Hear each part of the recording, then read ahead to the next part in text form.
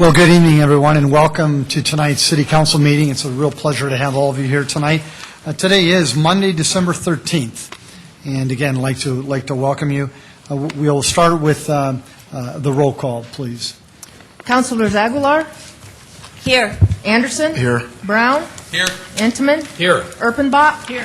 Jameson? Here. Litz? Here. Rolfing? Here. Thank you, Sioux Falls. All of your city councilors are here to participate in tonight's meeting.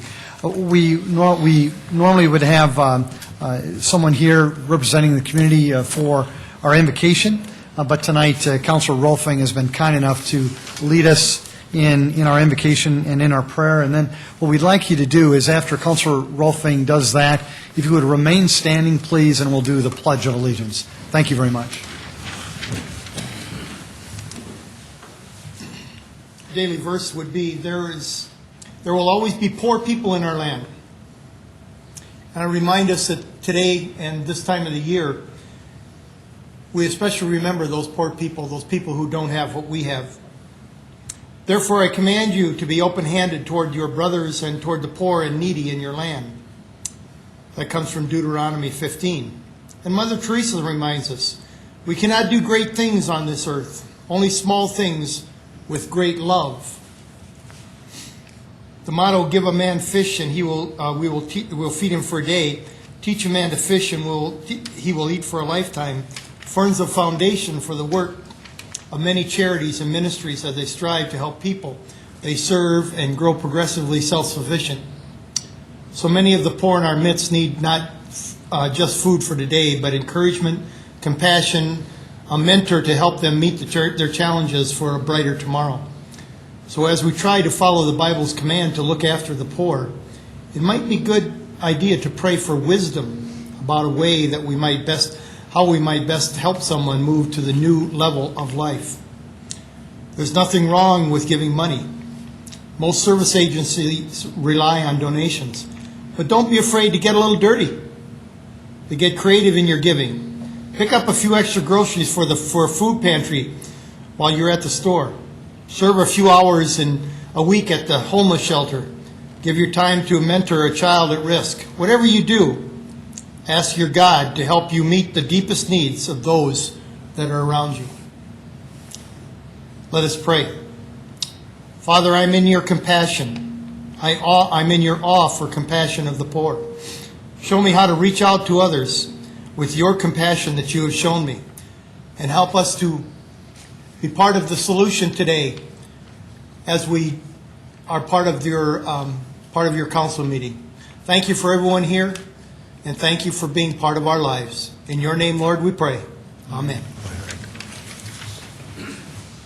Pledge allegiance to the flag of the United States of America and to the republic for which it stands, one nation, under God, indivisible, with liberty and justice for all.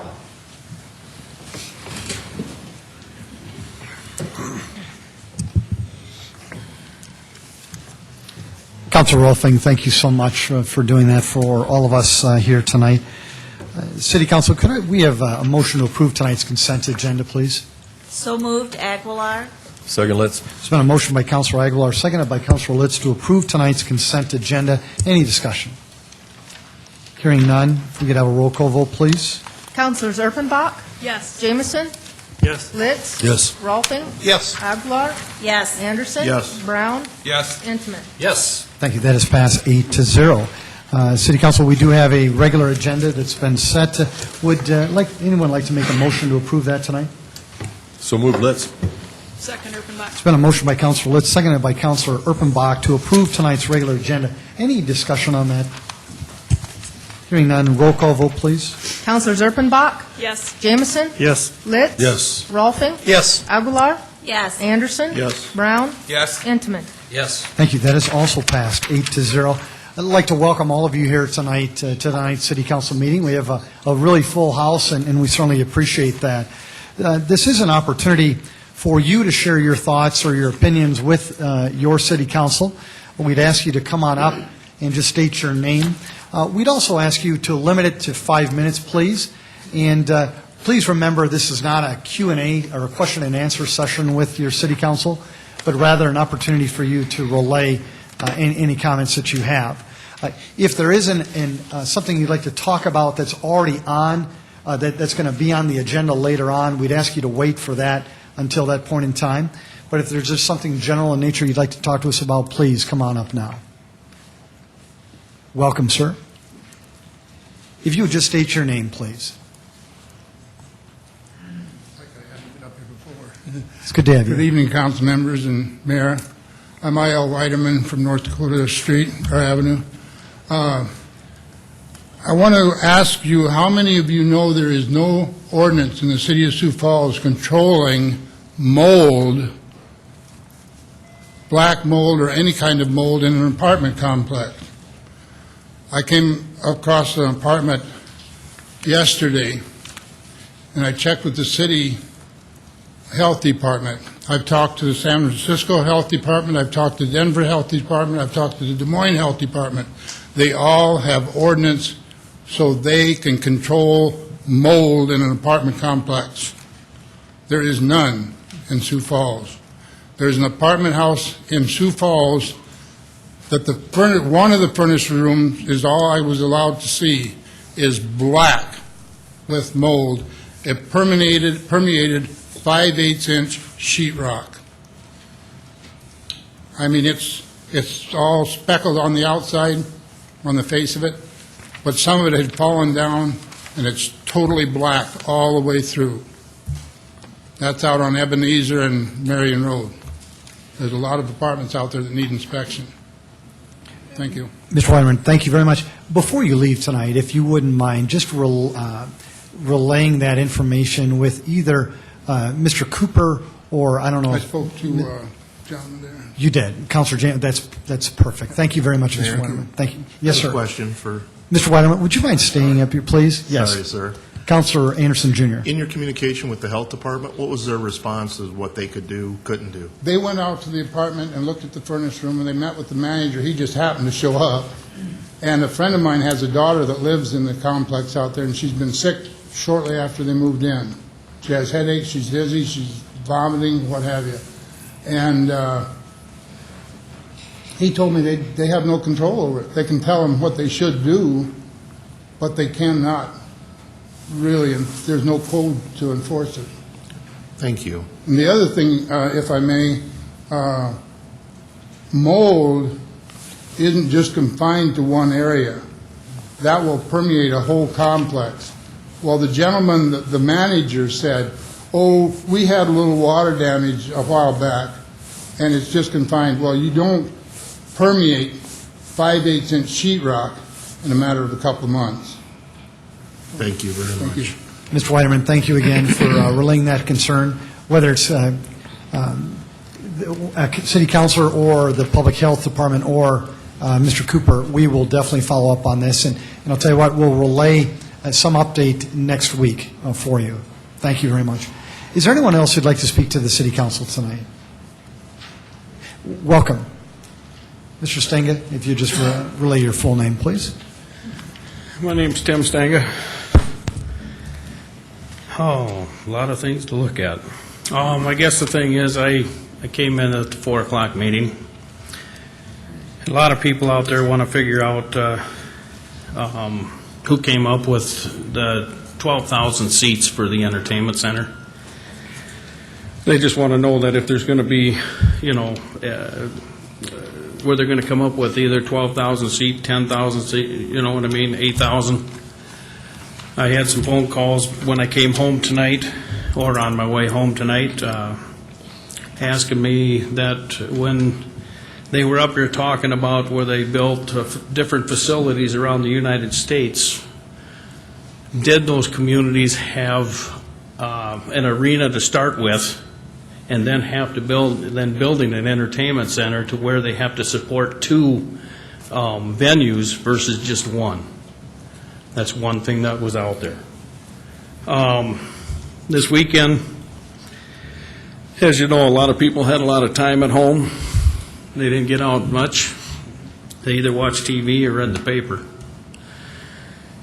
I guess the thing is you made the comment on one of the Channel 16 that there's times when you go out and talk to people, and then you get up the next day and you read the newspaper and you were trying to figure out where you were sitting at because you don't know what they're talking about. I guess the thing is I got a lot of people commenting on, since they start watching Channel 16 now, we come up with the $500,000 for the event center, and they asked me the question back and forth on when the $500,000 was given, it was given to one site only, and it was the arena site. Now all of a sudden we're going to spend money not only on the arena site, but we're going to look at the downtown too. People want to know that where did that change? They want to know what city council meeting they were watching to where that money was saying, well, we're going to go on both sites versus just one. And not only, even in the Sunday paper, where they come out and they talk about last week's meeting. A lot of people out there want to hold you guys up because you guys did speak for the people and what the people want. They want things to go through the city council. They don't want other people to just go ahead and do what they want to do. They do look at that, and I want to let you guys know that. I guess the thing is people want to know the truth, and they want to know what meeting is that we're sitting in front of and that we're listening to every Monday. And if it's going to change, the public should know that, hey, we're going to change this. And I look at that $500,000 as it should be re-voted on because on how it was put out on that Monday to be voted on, it was for the arena site only. It was not to put money into the downtown to figure out where this thing should be put at. And I think a lot of people out there are saying the same thing. So, Ms. Stinga, thank you very much. Is there anyone else in the audience who'd like to speak to the City Council tonight? Welcome. Good evening. My name is Andy Traub. I live on Euclid Avenue. And I want to give a good report and encouragement to the snow gates, as they're called. And it was about 10:40, and I was loading my 2.5-year-old son into the family minivan to go to church. And I saw one of our beautiful big city trucks coming down the street, and I was on my way to church so I could repent afterwards, but I had a not nice word because I just cleared my driveway all the way out to the street, and I thought, they're going to plow me in. God bless them. They're just doing their job, right? But that's what's happened. I moved here about 6 years ago from a place that wasn't not as cold, and that's just their job, and I understand that. But we all know that's not just normal snow. I mean, that is compacted slush. It's nasty stuff. And then I saw the glimmer of hope, the snow gate come down, and I went, oh, that's our neighborhood. They're testing it here, and I can just tell you, A+. The thing works. I don't know how long we have to test it. I don't know, but you know, and when you have your taxes, you can pay $3 to the presidents. You know, you guys know it. You can put $3, and I never do. But I want a box in South Dakota for the snow gates because I will pay extra money for that because I can guarantee you it saves people hours upon hours. All joking aside, hours upon hours that I would normally spend out there. They did that in 4 seconds. It took them to go across, and it was heavy. And I know they're not built for that much snow, and there was a little residue, but I could drive my minivan over it and head out to church. And I just tell you that I don't know if we could accelerate that, or if you need to get out there and just look for yourselves. But I can just tell you from first-hand experience, I went from cursing to blessing those folks because it's really very effective. And if you haven't seen it, I did tell a few people at church, and they were very, very jealous that they were testing my neighborhood. But I can just tell you. If there's any skeptics, you know, there's really no reason to be. And I know it's going to take longer. I know it. The person who was driving was doing a very careful job of up and down, up and down. And I would just say there's very few cities I've ever experienced this harsh of a climate, and I just think it's a worthy investment. One other thing I want to state regards to downtown. I want to thank the downtown Sioux Falls. They were able to hire someone to take some really phenomenal video right after the Parade of Lights was over, which, we probably had 8,000 to 10,000 people downtown, and most of you probably were in attendance.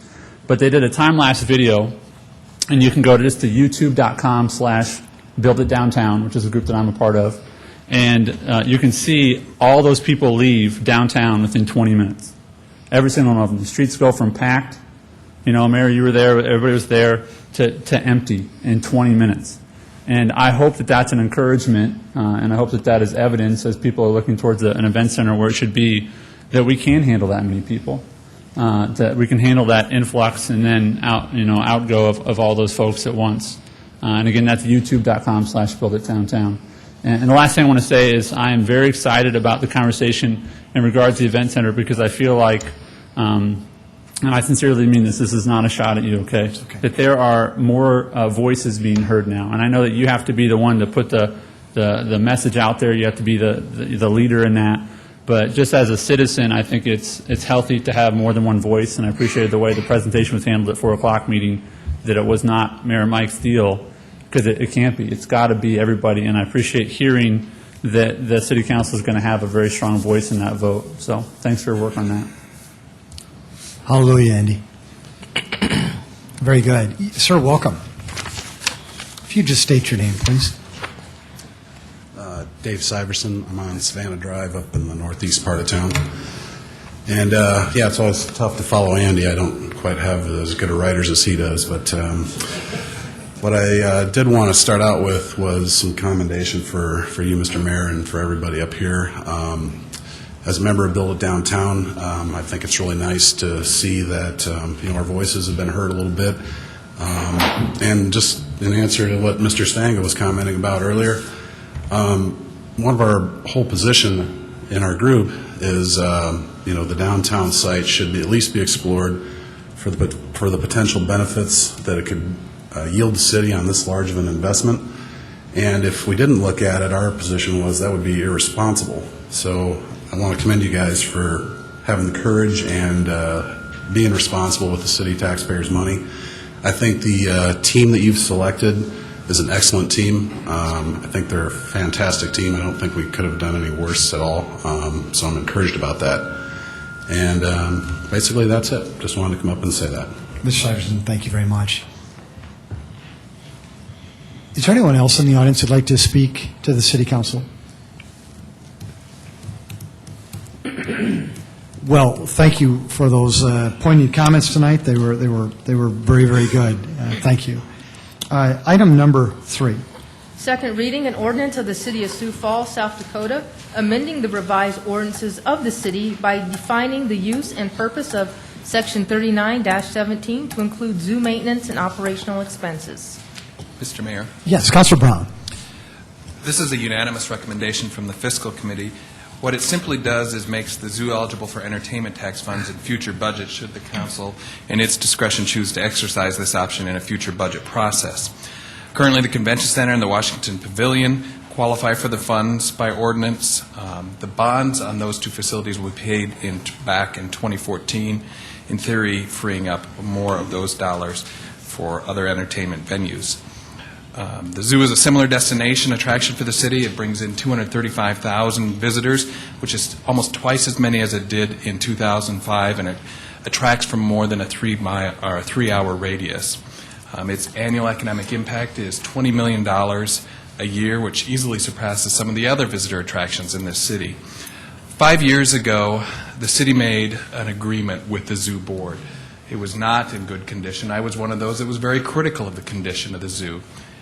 They have lived up to their end of the bargain, and I've asked Carol Oakland, who is the president of the zoo board, to come up and then share a little bit about what they've done in the last few years to make that such an attractive visitor attraction. Thank you, Councilor Brown. Mayor and City Council members, thank you for this opportunity to speak with you tonight about our wonderful Great Plains Zoo. Councilor Brown has proposed a way to provide for stable, reliable funding for the zoo in the future. As a member of the Board of Directors, I ask you to consider the importance of maintaining the city's assets at the zoo. As a board member for the last 9 years, it has been my great pleasure to work with our zoo board, zoo staff, and our city partners to make meaningful changes that build the zoo's ability to serve our mission of recreation, conservation, education, and discovery.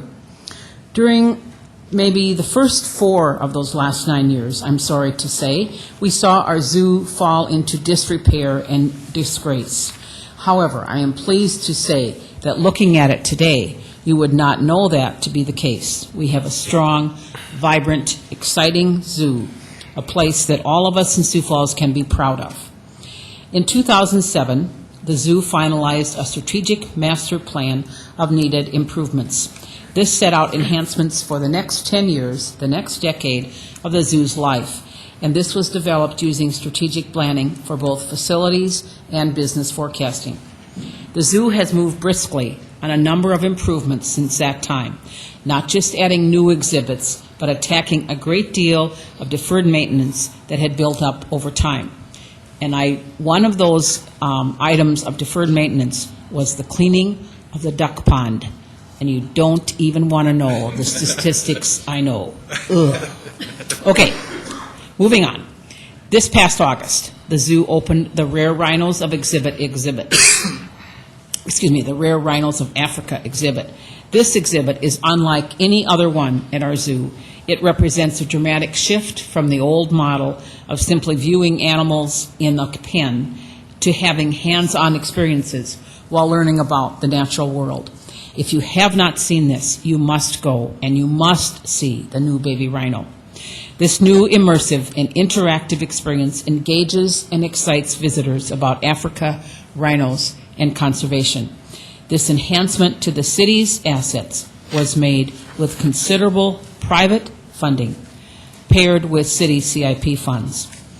Last year, in 2009, the zoo transformed the former children's zoo with the falling down fort that many of us remember into the colorful and fun Hy-Vee face-to-face farm. This area brings kids up close to animals with feeding and petting opportunities with 5 times the number of animals and features goat bridges and camel rides. And as a grandmother of 2 wonderful little boys, this is a highlight. To stick your hand out and have those goats eat that little grubby stuff out of your hand and lick your hand is really cool, I guess. I don't think so, but anyway, they do. This improvement was made completely through the generosity of a $250,000 gift from our friends at Hy-Vee. In 2008, we unveiled the new Asian cat exhibit, which features panoramic views of Amur tigers, snow leopards, and those crazy little guys, Pallas cats. This improvement not only created an engaging visitor experience, it solved safety issues with the large cats, and that had become a safety issue for our staff, our animals, and ultimately the community. But this is a year-round exhibit, and that is pretty neat, to have something that you can see at this time of year. We also have made minor transformations in recent years with our creepy crawlers, great for little boys, the albino alligator, say that 4 times, exhibit of a couple of years ago, and the recreation of our North American exhibit. We have dramatically added to our collection of amazing animals, not by adding a lot of new exhibits, but by rehabilitating old, rundown exhibits and making them good homes for interesting new animals. The zoo now offers visitors an up-close look at over 1,000 animals, from A to Z, anteaters to zebras, penguins to porcupines, and an exciting collection that may not always be found in larger zoos. Tigers, snow leopards, giraffes, my favorite, rhinoceroses, flamingos, and a variety of primates and monkeys. All of these enhancements have cemented our position as the Great Plains Zoo is an accredited member of the Association of Zoos and Aquariums. The AZA has named us among the top 10%, of animal institutions in our entire country. These improvements excite and engage, as Councilor Brown said, the nearly 235,000 visitors each year, nearly double what we were at 5 years ago. Each year, 35,000 school children go through the zoomobiles that reach into the 4-state area and attend the on-site zoo camps and classes. The zoo participates in 17 endangered species programs, working globally with other zoos to enhance the populations of eastern black rhinos, Amur tigers, and Siamang gibbons. Based on our conservative and based on our conservative estimates of attendance and growth, the zoo will entertain and educate more than 6 million visitors in the next 20 years. The zoo is a cornerstone of our community's quality of life. It is a place of pride in Sioux Falls, and it is a place to bring your out-of-town friends and family when they come to visit. It draws about half its summer visitors from outside Sioux Falls, from a 3-hour radius in the 4-state area, bringing out-of-town dollars and attention to Sioux Falls. The Great Plains Zoo and Delbridge Museum of Natural History is one of the most popular paid attractions in South Dakota. And, as was also stated by Vernon Brown, it has a significant economic impact of almost $20 million a year. The zoo gains an amazing amount of attention for Sioux Falls throughout the region's news outlets, as well as mentions for excellence and innovation in national news. Not too long ago, USA Today and NBC Nightly News featured our partnership with Sanford Children's Hospital with Zoo TV and our Zoomobiles. Our zoo has transformed itself in the last 5 years. It is continually providing new exhibits, new animals, and has become a must-see place for thousands of children and families. As you know, the city owns the zoo. The zoo sits on city land, and by our management agreement, maintains the city's 20 buildings there. Our operating budget is mainly supported by private money. The city's management fee is 36% of our $3 million operating budget. For the rest, we rely on fundraising and revenue through admissions, memberships, concessions, the gift shop, and the rides. This year, in addition to our operating funds, we have been pleased to fundraise impressive amounts to enhance the city's assets, including more than $1 million in private money for exhibit renovations and enhancements. And we have had $150,000 in federal money and nearly $48,000 in state funds. While our staff and board do a great job of raising money and assembling partners, the zoo needs a stable source of funding from the city to maintain the city's assets at the zoo. We greatly appreciate the city's partnership in maintaining an excellent zoo. We know that it enhances our quality of life in Sioux Falls, and we are committed to using that investment prudently. If you have not been to the zoo, please come. It's a great place. Thank you for your time and consideration. Thank you. Councilor Brown, any further folks you'd like to bring to the podium? No, I would move approval. But could, I think before we move for approval, I think I'm supposed to ask the public for input.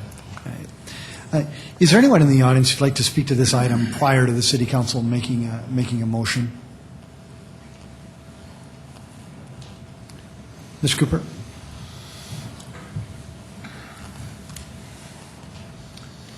Good evening. I'm Mike Cooper with Planning and Building Services.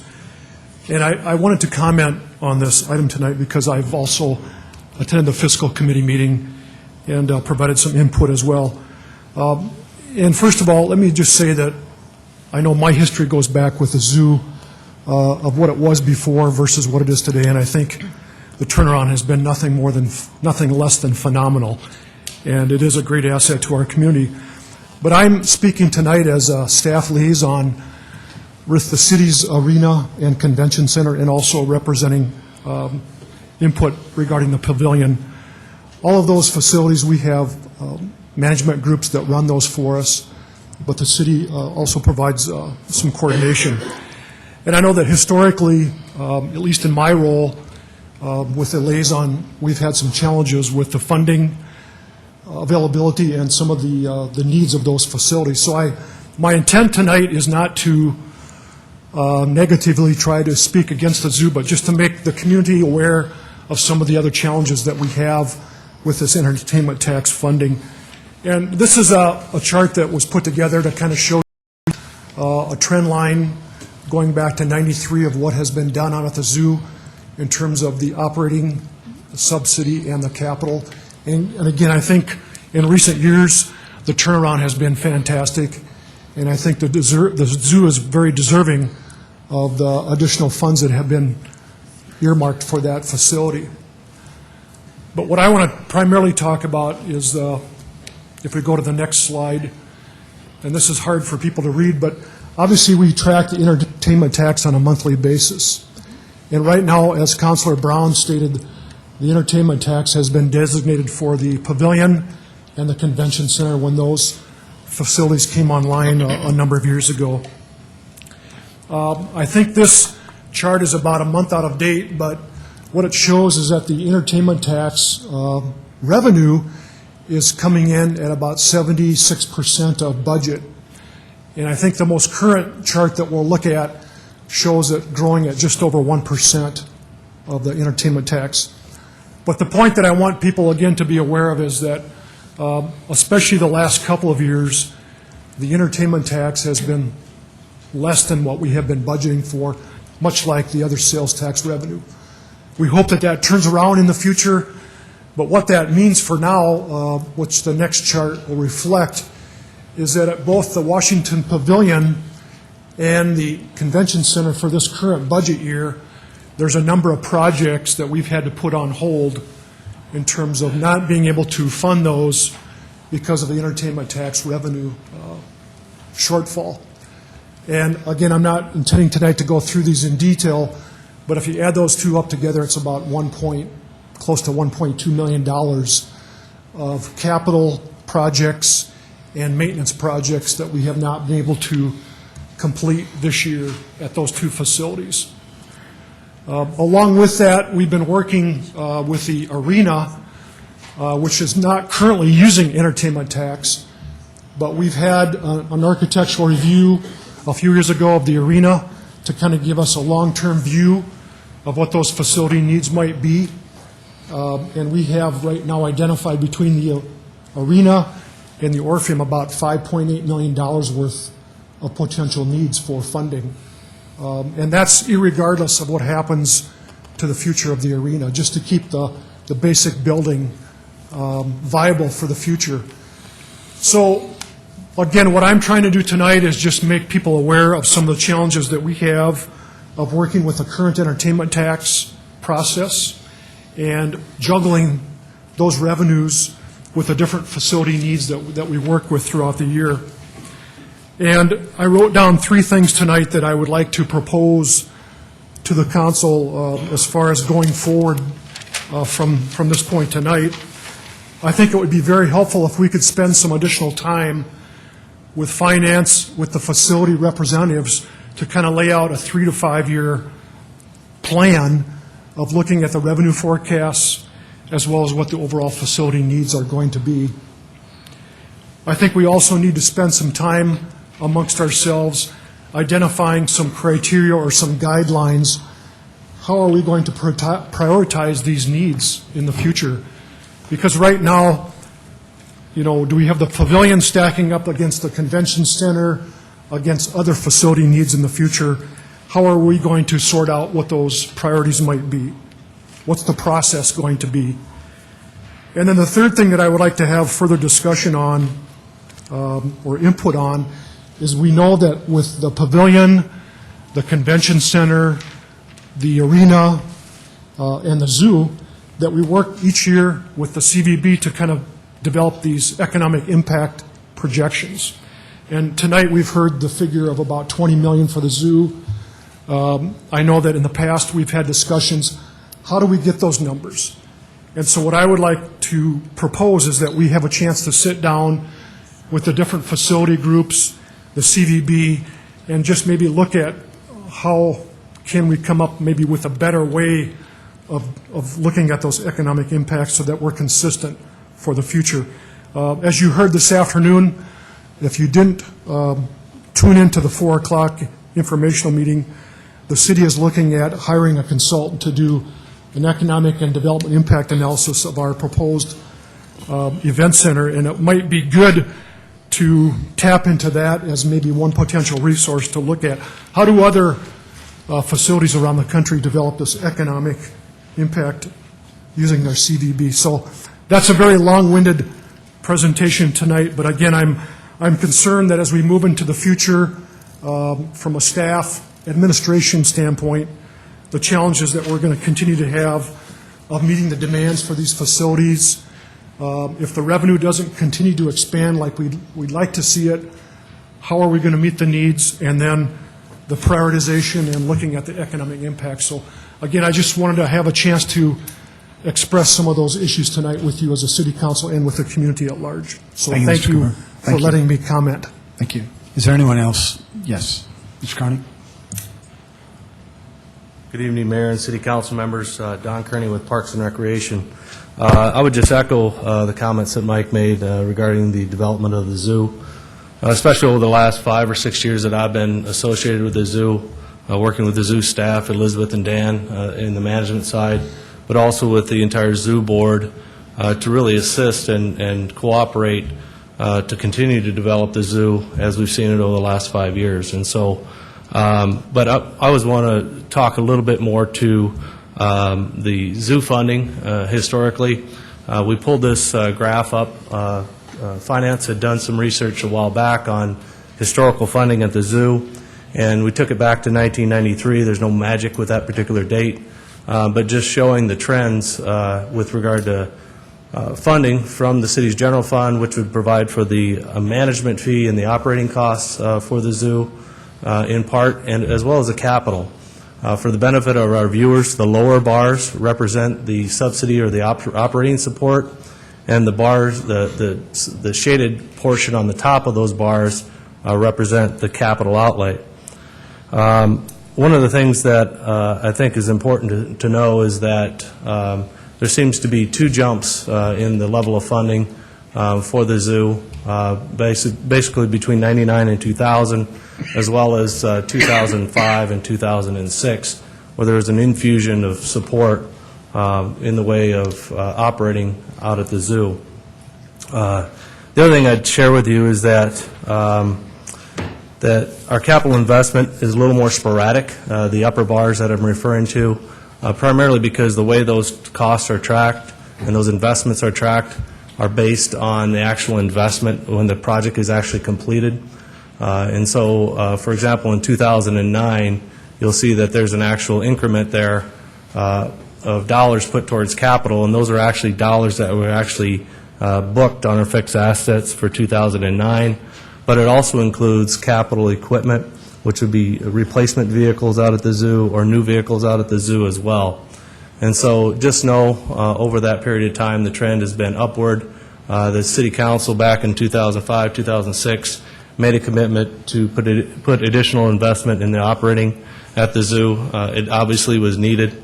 And just know that we as a staff have enjoyed our partnership with the Zoo Society, and we're really looking forward to future growth as the plans for Monkeys, Magic, and More. The opening of the rhino exhibit was certainly an exciting one for us, and there is no doubt, from my perspective, that good things are ahead for the zoo as well. So I'd be glad to take any questions. Mr. Carney, thank you.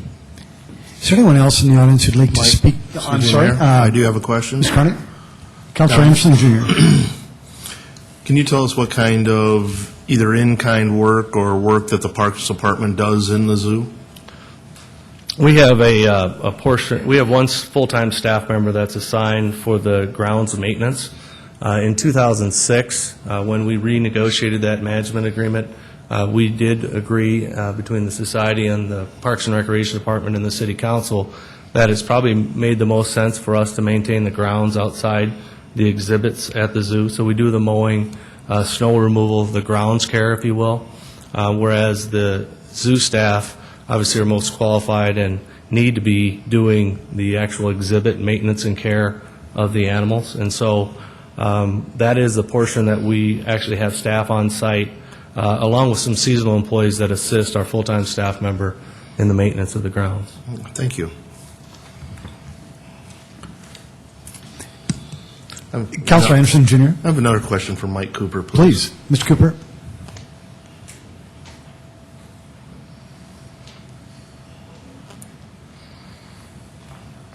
Mr. Cooper, I believe it was '08, did we not pass a quality of life bond showing our support for the zoo of about $2.5 million to help build the rhino exhibit?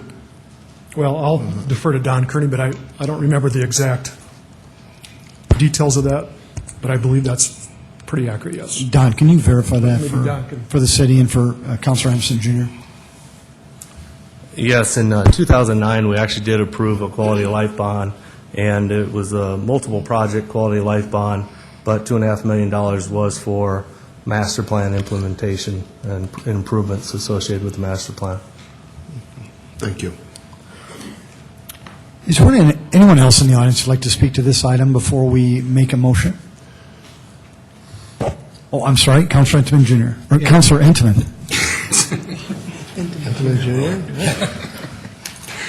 Thank you, Mayor. You're welcome, sir. Prior to this meeting, I did make a couple of notes, a couple of comments myself that I wanted to refer to a little bit here. I've recently had a chance to talk with Terry Torgelson at the arena. Not only did Mike address some of the major infrastructure improvements that we need at a couple of our facilities, but another thing that is really suffering right now at the arena is the scoreboard. We have an outdated scoreboard that we find parts on eBay for because it can no longer be maintained or you can't buy parts. And that's another item that we do need to address to the tune of about $800,000. What Vernon did bring up, and Councilor Brown did bring up, which I think is very, very good, is the fact that we do need funding for the zoo. And I can attest as a business person in this city that the business community, the zoo has done, and their board has done a fantastic job of raising funds and soliciting public monies through businesses to support a number of things, from their exhibits to help with their future funding and those kinds of things. And our business community has really stepped up. And I think the city council here accepts the fact that we have a jewel that we want to take care of. And I think that came out during our budget session that we had this summer, where we actually reinstated some money that you had recommended that we hold back on. And we did do that. I think what Mike brought up here is really a need for us to sit down and do a facilities assessment of what we do have and what we can spend some of these dollars on. And maybe, like he said, you work out a 3 to 5 year plan. To me, that makes sense. And I think what this proposal is that Vernon has put forward here, and that we're going to vote on here soon, is that we take a look at, that we approve this funding, but I think what it's really brought out is that we need to take a look at everything that we have in the facility and identify what our needs are. Another thing that we've talked about the entertainment tax for, quite honestly, and I've been involved in 2 task forces looking at an event center, and we've looked at the entertainment tax and how it's used right now to pay for the Washington Pavilion and to use for the convention center. We've discussed this quite openly, that this might be a possible partial funding source for a new event center as we look forward to the future and what opportunities that might provide us. What we also identified with the task force is not only do we need a new event center, but we also need to maintain the existing arena complex, because not only do we need a new, modern, updated facility, we need more facilities in this town. And that's been indicated by a number of different things, such as the Summit League tournament and the need to get 3 different sports teams to adjust their schedules, and the fact that we don't have enough facilities out there for the different events that want to come into town. So I think looking at the needs of maintenance on all of our facilities and looking at some of the guidelines that Mike recommended, to me, makes sense. That as we go forward and as we vote on this, I would encourage the councilors to take a look at what these needs are. Let's develop a plan. Whatever committee we need to put it to, let's put it to some committee and charge staff to help us define what we need to do in the future. But I think that we really should take a closer look at all of our facilities. And I'm going to encourage councilors to vote against this, mainly for that reason. We need to assess the facilities we had, how we can better utilize those entertainment tax dollars as we take them in, identify what we can use the entertainment tax dollars for so that we have an understanding of it and make it happen accordingly. Councilor Brown, would you like to make a motion, please? I move to approve. Thank you, Councilor Brown. Was that a second? Yeah. There's been a motion by Councilor Brown, seconded by Councilor Erpenbach, to approve the motion. Is there any discussion Any further discussion on this item? Yes, Councilor Obenbach? Maybe this is just a rhetorical question, but I don't think there's an ordinance that prohibits us from spending capital money to buy a scoreboard. And I don't think, I mean, I haven't memorized the capital improvement plan, but I don't think it's in there in the 5-year plan. Is there a scoreboard in there? This is the first I've heard in these conversations about this particular ordinance. This is the first I've heard that the arena needs a scoreboard, and I realize that shows you how often I get to the arena. But if that's something that we need to be taking care of and we own that building and we're not maintaining it, I'm uncomfortable with that. You know, when the pavilion needed new windows, we eventually got that into the capital improvement plan, and the pavilion eventually got new windows. I think we need to think about, and I agree, Councilor Anteman, that we need to look at all of our facilities. You know, Great Bear needs a roof and needs some insulation in the roof. That's in the capital improvement plan. We own that building. Why is it that the arena is different? And then my other question is about this lovely graph, which I really like. This is one I can read. I'd like to see a graph like this for the pavilion, and I'd like to see a graph like this for the convention center and the arena. Let's compare apples to apples. But I would say, because of the wording of this particular ordinance, I would encourage you to vote yes, because this really just puts the zoo into the same sort of venue, the same sort of revenue source as our other high-dollar places, the places that we want people to come to. I think we treat the zoo the same way. Councilor Jameson? I kind of got off track there. I was hoping to make a comment or question with Mike Cooper, but I think we've closed comment, and it's more so for just council discussion. Councilor Jameson, if you have a question of Mr. Cooper, though, or Mr. Carney, I'm certain that City Council would prefer that. Okay. Well, Mr. Cooper, if you could, I like your 3 ideas, 3 points that you want to maybe work on moving forward with all of our city-owned properties. I would like to add a 4th, and maybe sooner than later, and if you could, I'd like to explore the idea of selling the naming rights to the arena, selling naming rights to the convention center. I suppose that might be a little weird, maybe, but the zoo and the pavilion, certainly. But I think if the entertainment tax revenues, I think, Dave, if you can switch to that other graph, I think shows, and this is at 76%, maybe we raise, what, $5 million in a year in entertainment funds? Is that right? Approximately. If we don't have enough money coming in to pay for all the things that we need to get done, I think we should explore some other opportunities to raise revenue. And I think selling the naming rights to some of our facilities is a great opportunity, and I think there's a great value in that.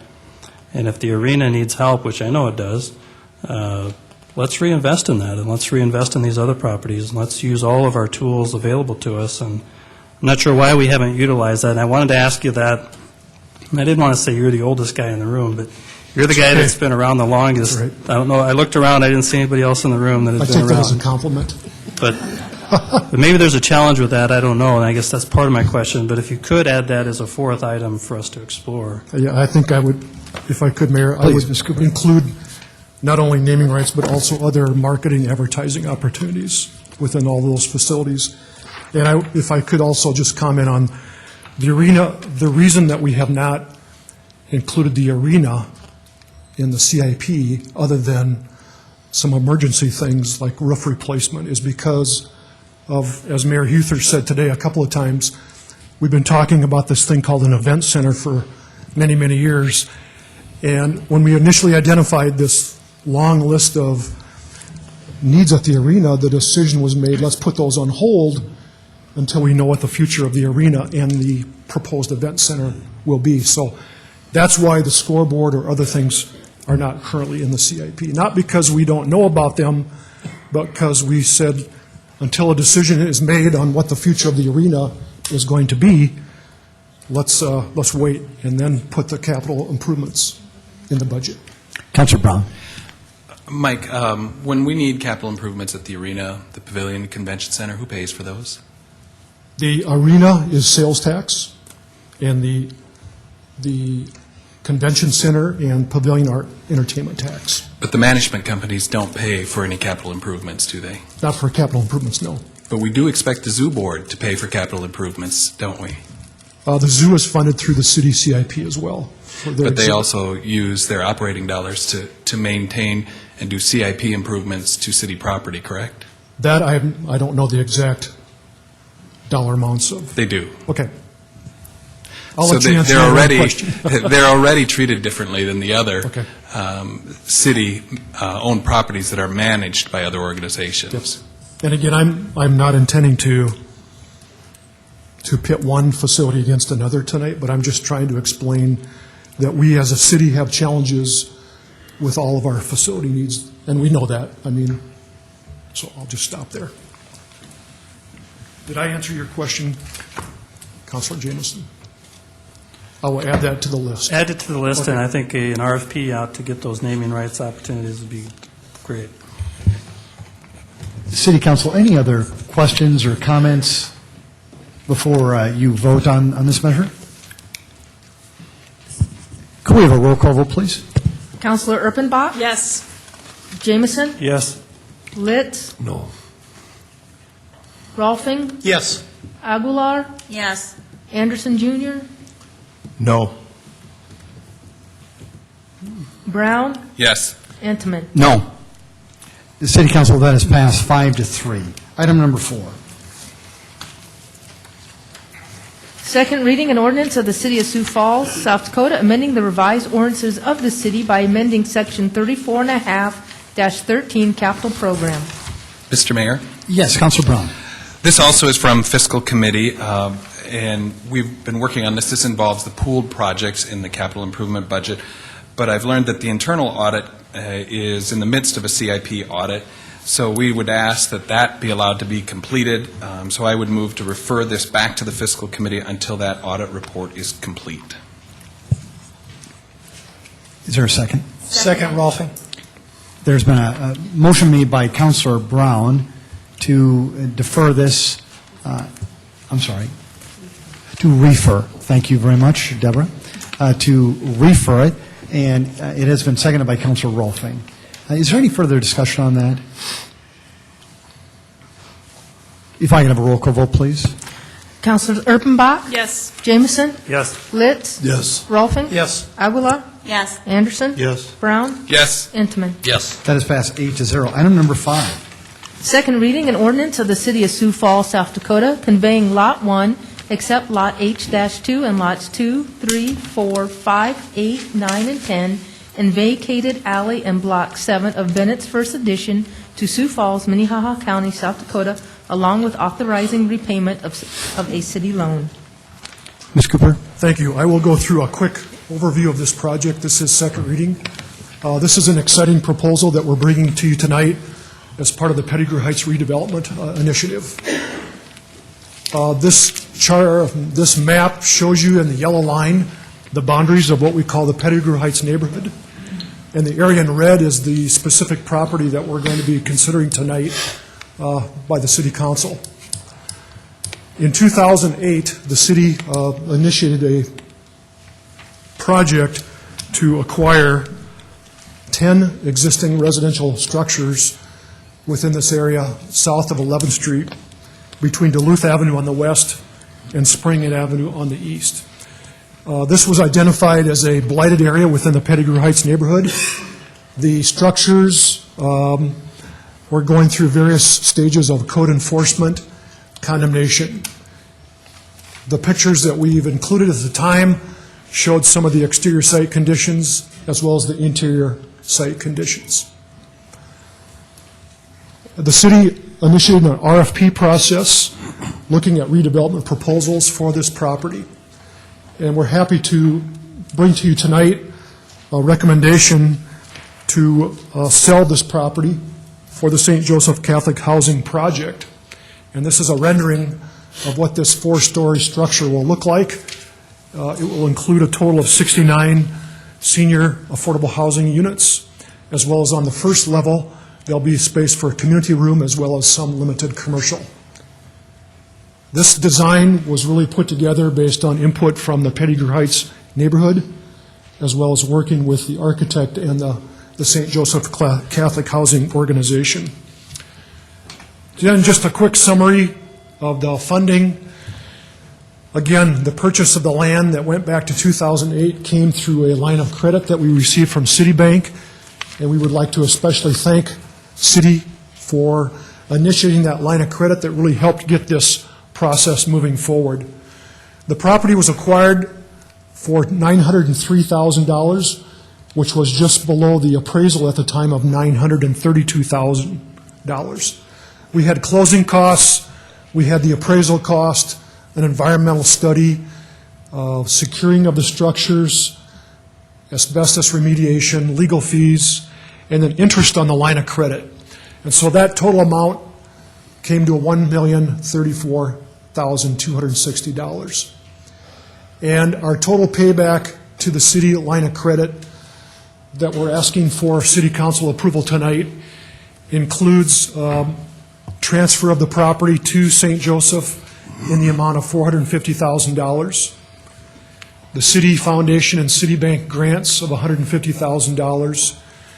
We did save on some demolition costs by having some in-kind use of city resources, and then we'll be utilizing our urban revitalization fund, which is funded through the sales tax of $500,000.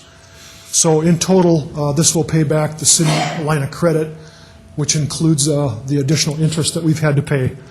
As we said at first reading, we initially were hoping to have the closing about a year ago, but it took 2 years of working through the South Dakota Housing Development Authority to get the funding by St. Joseph Catholic Housing. And so that required us to delay our sale of the property and also required us to incur some additional interest charges.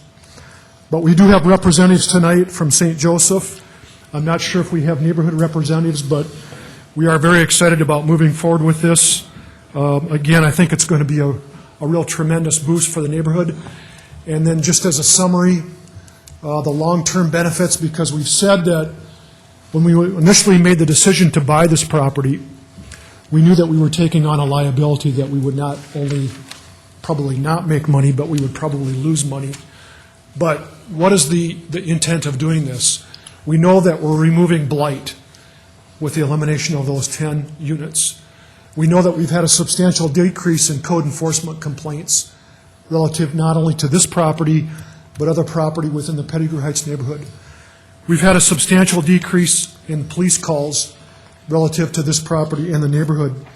I don't have this up on the screen, but just as a comparison, from January through October of last year, we had an average of 325 police calls per month. This year, from January through October, that's gone down to 278 per month.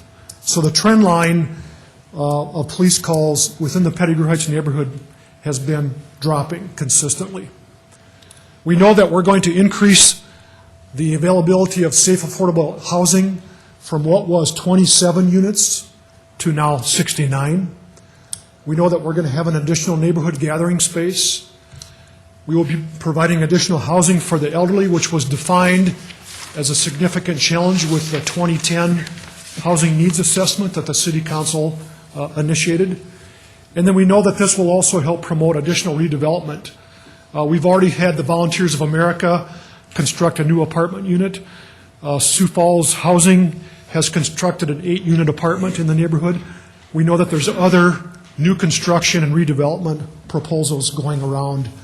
I've talked before about the Giggleby. So again, we believe that this is a step in the right direction, and we understand that that by incurring these additional costs to make up the difference, this is really a worst-case scenario that we picked out kind of the bottom of the barrel, so to speak, within the neighborhood, and we know that things have already turned around. So we don't expect that in the future we would take on this significant of a liability, but we will continue to work very aggressively with our code enforcement and other community development programs so that we don't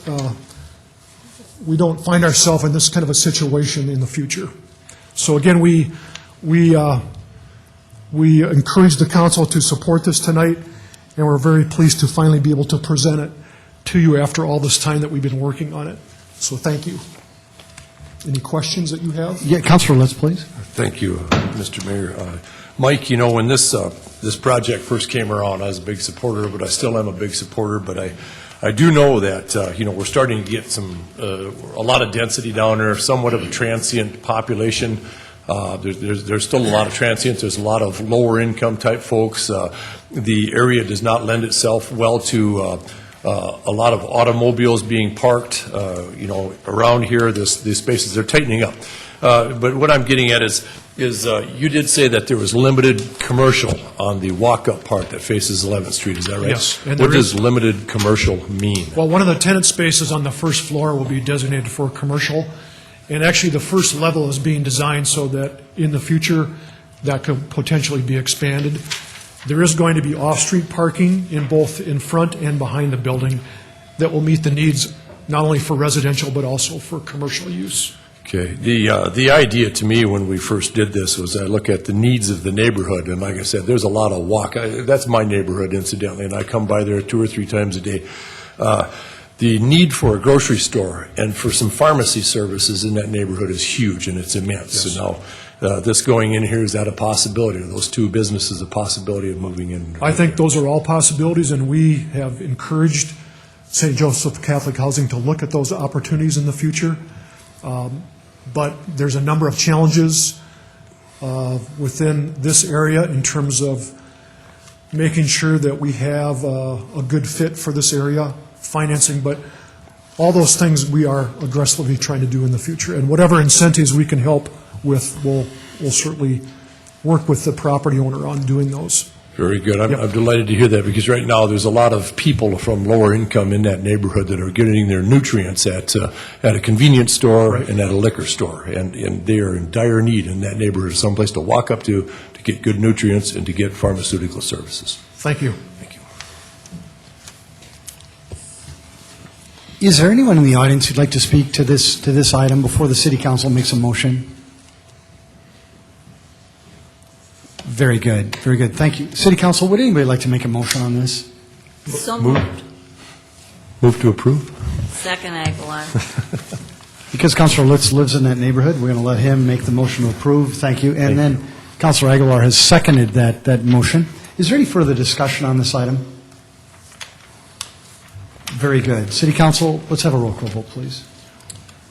Councilors Erpenbach? Yes. Jamison? Yes. Litz? Yes. Rolfing? Yes. Aguilar? Yes. Anderson? Yes. Brown? Yes. Entenmann? Yes. Thank you. That is passed 8-0. Next item, please. Item 6, first reading, an ordinance of the City of Sioux Falls, South Dakota, authorizing the issuance of its water system revenue bond to the South Dakota Conservancy District, authorizing the use of the proceeds thereof for capital improvements, pledging a portion of the drinking water system revenue of the city to the payment of said water system revenue bond, fixing the terms of such water system revenue bond, authorizing the execution and delivery of a loan agreement between the city and the South Dakota Conservancy District, and authorizing the execution and delivery of such water system revenue bond to the South Dakota Conservancy District not to exceed $4 million. Thank you very much. And if you would just do me the opportunity, there has been a group here tonight that was doing a project with your permission, City Council. If we could just recognize these young men along with their leaders. Mr. Richter or somebody from the troop, would you please just come forward and just introduce your team here tonight and let us know why you were here tonight. And I apologize for the lack of order. Mr. Richter, would you please? Thank you. We're from Troop 216. We're out at Peace Lutheran Church on the west side of town, and we're here working on our citizenship and the community badge. So, and in order to do that, you had to attend a city council meeting? A city council or school board meeting or something like that, a governmental a meeting of some kind. So, Mr. Richter, thank you, and thanks for your stewardship. And City Council, I know that you would like to recognize these young people.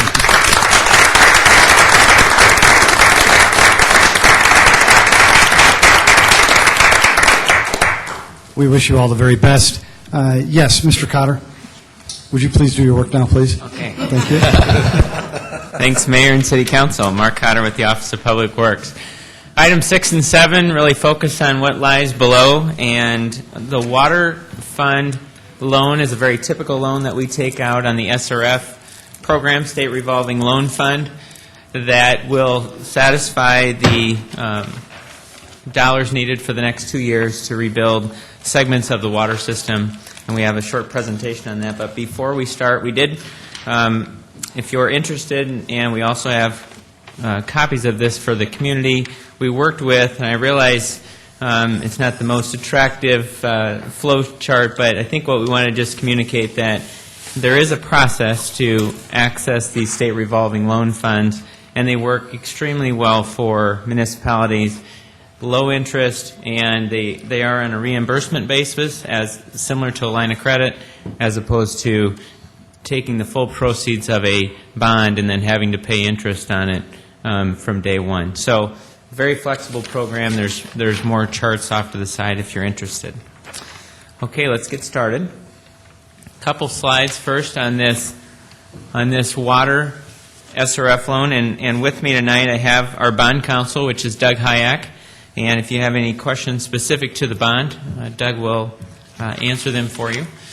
But the terms of this note is a $4 million bond. It's 2.25% interest, and it's 10 years term. The annual, once we close the loan, once we complete all the projects and close the loan, the annual debt payment will be $447,804. These projects that are being funded by this loan are all in our current capital program that you've seen earlier this year. And we have a short map, and I realize it's difficult to read, but the 2 out of the 5 projects that are key are the first and the third project. Is we are going back into Western Heights, as we've been there for about 5 to 6 years. That's an area, that's the blue areas in the south and west parts of the city. Very corrosive soils. When those water mains were put in about 25 years ago, the soils are just eating through the water mains, and in some cases we can have 3 to 5 water main breaks in one city block, which cuts the pavement. Those people see our water crews significantly. So as we go through those areas, we replace the mains with polyethylene mains, and then we also rebuild the streets. And so those projects are funded with that. And then there's also a significant project on North Cliff Avenue in 2012 that starts at Benson Road and goes north of I-90 to a road called Dyke Place. The DOT is reconstructing a portion of that, and along with the interchange of I-90 and North Cliff Avenue. The City of Sioux Falls is reconstructing North Cliff Avenue from Benson Road up to 60th Street. And so we'll do a joint project, and this is the water main. That $1.152 million water main is the water main under that segment of road. Okay, before we go on to item 7, is there any questions on the water SRF? Is there anyone in the audience who'd like to speak to this item before the City Council has an opportunity? I'm so sorry. Denise, thank you. Folks, this is a first reading, so there's no public comment. Thank you very much, Denise. I appreciate that. City Council, any comments on this tonight? Yes, Councilor Braun. Mr. Cotter, it may not be a pretty graph, but it's better than usual Cotter graphs we see. I've got one of those in this next presentation. Oh, okay, great. I can't wait. Very good. City Council, would anybody like to make a motion to set a hearing date or second reading for Monday, December 20th at 7 p.m. on item number 6? So moved, Litz. Second, Eichmann. Denise has made a recommendation that we do both at the same time. City Council, are you comfortable with that? Sure. Thanks for your guidance, Denise, as always. I appreciate it. Let's move to item 7. Okay. Item 7 is a first reading, an ordinance of the City of Sioux Falls, South Dakota, authorizing the issuance of its wastewater system revenue bonds in one or more series to the South Dakota Conservancy District, authorizing the use of the proceeds thereof for capital improvements, pledging a portion of the wastewater system revenue of the city to the payment of said wastewater system revenue bonds, fixing the terms of such wastewater system revenue bonds, authorizing the execution and delivery of a loan agreement between the city and the South Dakota Conservancy District, and authorizing the execution and delivery of such wastewater system revenue bonds to the South Dakota Conservancy District not to exceed $24,589,400. Thank you, Denise. Mr. Cotter. Okay, thank you. This sorry, I thought you guys were addressing me. This loan amount is here to address one of the largest segments of Central Maine that's been reconstructed. We recognize that after this last year's record rainfalls and the capacity issues that we have downstream at Tuthill, this project, Central Maine in specific, has been in our capital improvement plan. It was slated for 12 and 13. We've worked with with our design engineers as well as contractors and like to move them both up to 2011. The fund is financially healthy and feel like it's the prudent thing to do. And then as we complete our assessment, and we'll be back in front of you with our full assessment in mid to late January, we'll lay out the other projects that will come forward in the near term and in the up to a 15-year period of time to strengthen the system. But let me take you through this. Note it's at 1.25% for 10 years. We did qualify for an incentive low interest rate. If we took the balance of the interest, getting the deduct down from 2.25% to 1.25, instead of spending that on interest, we took the principal, if we will apply it to what they call non-point source improvements upstream of the Big Sioux River. And essentially a point source is when a storm sewer drains right into the river. They consider that a point source. Non-point source, and we have a photo of this, that's when you take a segment of river bank that's eroding into the river, soften those slopes, put reinvestment rock next to it, and the end result is not only stops the erosion but cleans up the river. Okay. So we'll take you through the key projects that are here, and I also want to recognize the gentleman that you all got to know very well, Trent Lubers, over the course of this last winter. And he tells me Evan, his son, is the first city council meeting that he's attended. So, Evan, I did get to recognize you. Okay, let's take you through.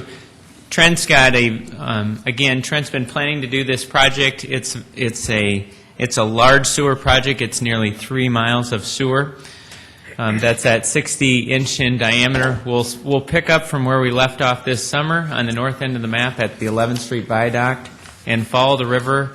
This first slide takes us through River Boulevard, which is about 7,200 feet. We call it Segment 5, and it's about an estimate of $9.1 million. Segment 6 is primarily 60-inch pipe, and then it transitions to 54-inch pipe, and it will go up to the Tuthill Lift Station. It will more than double our capacity where Tuthill Lift Station dumps into, which will certainly greatly reduce the chance of another sewer bypass to the river at that point.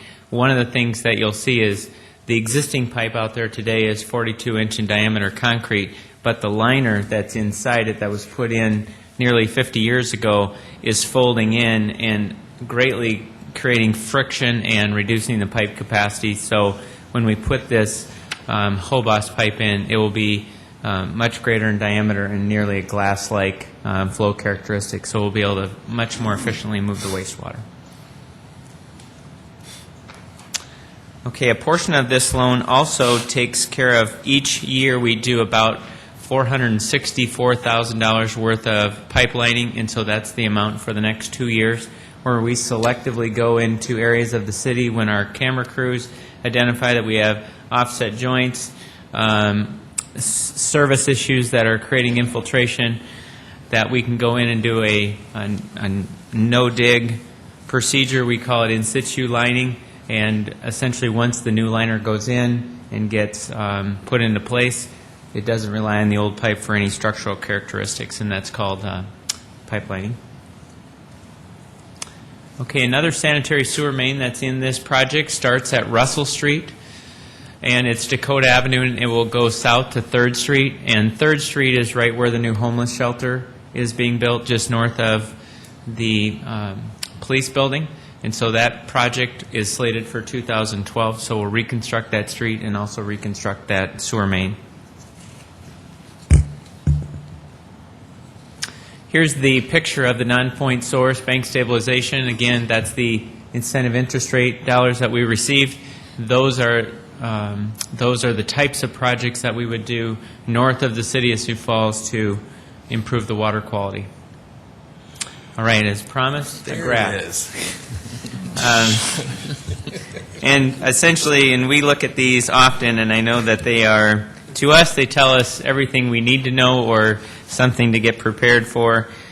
This is, when you look at this graph, the line that starts off to the upper right that says 18% and 16%, those were previous customer rate adjustments. 2011, you'll see that that's down to 3%, and that's scheduled to go into effect on January 1 of 2011. For a typical residential customer, that will increase their bill about 57 cents per month. And then had we, if we were to stay on the old CIP track, that is the forecasted for future rate increases, which are essentially inflationary. We will in January bring you the results of our assessment, and we'll also engage our consultants from the design side with HDR, Howard R. Green, but we'll also be bringing in AHUS, our rate modelers, and we'll show you what those additional projects to strengthen our sewer system and what impact that those will have on our customer rates. But I will say, and I know I've said it in the past, with the sewer collapse that we had this last year, the fact that we had dollars in reserve because collectively, as we've worked together for 4 years, we've adopted the philosophy to not only have operational reserves, which is the line in the green, and the black line that touches up against, that's our target, and we're at our desired operational reserves, which is 90 days of operating cash for about a $17 million budget. And then the red, you'll see in the out years, it's fairly smooth, and we've met that. In the short term, we have greater than that amount of reserve built up. But we'll show you some initial scenarios after the first of the year how that potentially will be impacted. But for this action tonight and next week, we already had the Central Main in our capital plan. Our fund is healthy, and we can certainly satisfy moving these projects forward without impacting our customer rates for this loan. Okay, a snapshot on the SRF loan process. One of the keys is at the end of this flow chart is from the time we engage the DNR with a facility plan and a list of projects, it's about a 6-month time frame. And we only have a 7-month construction window here in this area, and so we want to make sure that we get this project, it's our key project to strengthen downstream of Tut Hill. So on 2010, tonight is the first reading, next Monday is the second reading. We'll also bring a resolution forward to amend the CIP plan that will move Central Maine from 2012 and 2013 up to 2011. And then the respective dates after the first of the year are more engaged with the DNR and Doug Hayek working to satisfy the loan documents. We have been designing the Central Main as we've designed those previous sections, because right now from the spillway all the way south through Falls Park, through the core of downtown, over the last 4 years we've been actively reconstructing that area. So once we had our consultants continue to design all the way down to Tut Hill, so our design is moving ahead very well. We're anticipating a letting of this large project just after the start of February, so we can order pipe, get bypass systems put into place, and accelerate the construction of this project. One thing I will tell you that, just like we did with the 41st Street Bridge, is that we looked at ways to incentivize it to make sure that we can get the pipe in very timely, but also the fact that we're going to impact about 3+ miles of the bike trail and the park system will incentivize the restoration of it as well to make sure that those two work hand in hand. So with that, do you have any questions? Yes, Councilor Anthony. See, Mark, you mentioned purchase of the pipe, and I know we kind of ran into that this summer when you're working on sewer. It's not a case that this pipe is stockpiled. When you order it, they produce it. Is that not correct? That's correct. And they make this pipe out of Texas. And then you really do believe that by doubling that flow out of that lift station, with all the other improvements that you're going to report on to us later, that we should improve that sewer issue so that we're not going to have this, or it'll be at least mitigated as we go into the future? That's right. And then one of the other keys that we'll will show you is that we nearly fit the wastewater into the pipe this last year. You know, it was just coming out over the top of that manhole cover, probably by 2 to 3 inches. We certainly, with our calculations, believe that that would easily fit into this new pipe. But with the 20 flow meters that were purchased and are actively collecting data every day, we've been able to determine what some of the basins are that we need to go to immediately behind the Tuthill lift station to cut down on the inflow that's coming in. Because any inflow sources we can cut off, whether it's cracked pipe or sump pumps, is just less wastewater that we have to move all the way to the wastewater plant. Are you also going to be able to give us an idea after that report about the infrastructure that we have in place now, how long it's good for, what the anticipated length of that's going to be, or when we're going to have to start adding more facilities to the city? Will you be able to give us a rough idea about those kinds of things, too? We will, and we'll have a fairly high-powered team. We've taken the initial results, had peer reviews with 2 very qualified consultants. We've also engaged our rate modelers to start to look at scenarios to be aggressive, to make sure that what occurred this last year, even though it was record rainfall and a lot of saturation that affect not only our system but many homes. But it's a very good report, so we're looking forward to bringing that to you. Right now, our target date is January 20th. Ms. Cutter, of the $25 to $30 million that could be spent if the city council deems fit, what percentage of that work would be done with local resources? Any ideas? Well, there's the majority of our Central Main reconstruction has been done by local contractors. There was one segment, I believe, a contractor out of Minneapolis came down. They certainly qualified, but we will use the public bid process and see who comes in low. But this is work that, for the most part, can be done locally? Absolutely, and you know, those are people that we engage to look at reasonable schedules, reasonable staging, the right way to bypass this kind of a project, and then also on the backside, engaging some of the larger landscape companies local to have a reasonable restoration plan. Thank you. Yeah. Yes, Councilor Brown. Mark, you said this, but I just want to emphasize this for the public, too, that this isn't taxpayers' dollars. These are user dollars. The more you use, the more you help pay for this system, right? That's right. That's right. Councilor Brown, great job. Would anybody in the City Council like to make a motion so that we could have a second reading, and the date of that second reading would be Monday, December 20th at 7 p.m.? So moved. Second. Councilor Jameson has made a motion to create a second reading on Monday, December 20th at 7 p.m. That has been seconded by Councilor Litz. Any further discussion? Have a vote, please. Councilor Zerpenbach? Yes. Jameson? Yes. Litz? Yes. Rolfing? Yes. Aguilar? Yes. Anderson? Yes. Brown? Yes. Intiman? Yes. Thank you, City Council. That has passed 8-0. Item number 8, please. A resolution establishing the City of Sioux Falls legislative priorities for the 2011 state legislative session. Mayor and City Council, Deborah Owens, City Clerk, Chief of Council Operations.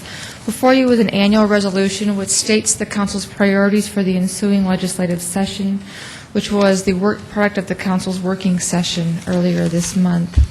And if I could just read to you the 4 statements that it says, now therefore be it resolved by the City of Sioux Falls, South Dakota, that the Sioux Falls City Council strongly encourages the legislature to enact legislation enabling municipalities to levy a local option tax to raise funds for a specified purpose, to include a sunset clause, and to be voted on by the citizens. The Sioux Falls City Council strongly encourages the legislature to enable funding to meet transportation needs by considering the 2009 legislative summer study funding options. The Sioux Falls City Council, in conjunction with the South Dakota Municipal League, encourages standards be developed to provide equal 911 service to all citizens and visitors, encourages increased funding for 911 service providers, and encourages cooperative efforts to improve 911 services and efficiency. The Sioux Falls City Council strongly encourages the legislature to make it permissible, convenient, and affordable to conduct background checks by establishing and maintaining an Internet website containing South Dakota criminal history for accessing information by a public entity who intends to access the website to obtain information regarding daycares and liquor license applicants. Thank you. Thank you. Is there anyone who'd like to speak to this item tonight? Very good. City Council, any further comments? Or yes, Councilor Urbanbach? Because we worked on this together in a work session, I encourage you to vote for it. But I wanted to just reiterate item 1 in that list that Deborah just read for us is really about that local option tax. It's not, as we talked about in our work session, it's not about the event center so much as it is about that local control issue. And so this is one of those times when if another community in South Dakota is going to bring this forward, or if there are other communities that start to understand that need for local control over taxing, that we would, as a city council, support them in that venture, but that we're not bringing that necessarily as legislation this year. But we just didn't want to take it off the table. We want that to continue to be part of the conversation.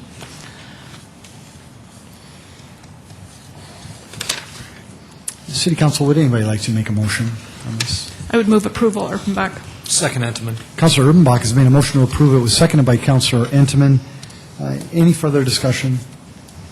Hearing none, a roll call vote, please. Councilors Urbanbach? Yes. Jamison? Yes. Litz? Yes. Rolfing? Yes. Aguilar? Yes. Anderson? Yes. Brown? Yes. Entenmann? Yes. Thank you, City Council. That is passed 8-0. Item number 9. A resolution approving the memorandum of understanding between the City of Sioux Falls and police officers and sergeants, Sioux Falls Fraternal Order of Police Lodge Number 1, LC. Mr. Mayor, O'Toole, City welcome. Council, Bill O'Toole, Director of Human Resources. This memorandum of understanding that we're asking you to approve tonight is basically an extension of the current collective bargaining agreement for 1 year for the police officers and sergeants for the City of Sioux Falls. In that 1-year extension, the wages for the officers and sergeants will remain the same as they are in 2010 as they would in 2011. I've been asked to talk real briefly about the issue of cost of living adjustments, or COLA, that does not exist in this extension, and the difference between a merit increase that may exist. And in this particular memorandum of understanding, there is no inflationary increase to the wages, but the officers and sergeants, if they're eligible, would otherwise continue to advance through their step range if they're eligible for a merit increase. We would encourage your support for this, and I'd be happy to answer any questions. Is there anyone in the audience who'd like to speak to this item? City Council, anyone like to make a motion or any questions or comments? Move we approve the resolution. Second, Rolfing. There's been a motion by Councilor Entenmann to approve number 9, this resolution, and it was seconded by Councilor Rolfing. Any further questions or comments? Roll call vote, please. Councilors Urbanbach? Yes. Jamison? Yes. Litz? Yes. Rolfing? Yes. Aguilar? Yes. Anderson? Yes. Brown? Yes. Entman? Yes. Thank you. That is passed 8-0. City Council, are there any other items of discussion before we adjourn tonight's meeting? Hearing none, can I have a motion to adjourn? So moved, Brown. It's been a motion by Councilor Brown, seconded by Councilor Anderson Jr. to adjourn tonight's meeting. Hearing no further discussion, a roll call vote, please. Councilors Urbanbach? Yes. Jamison? Yes. Litz? Yes. Rolfing? Yes. Aguilar? Yes. Anderson? Yes. Brown? Yes. Entman? Yes. Thank you, City of Sioux Falls. Thank you, City Council, for your diligent work. This meeting is adjourned.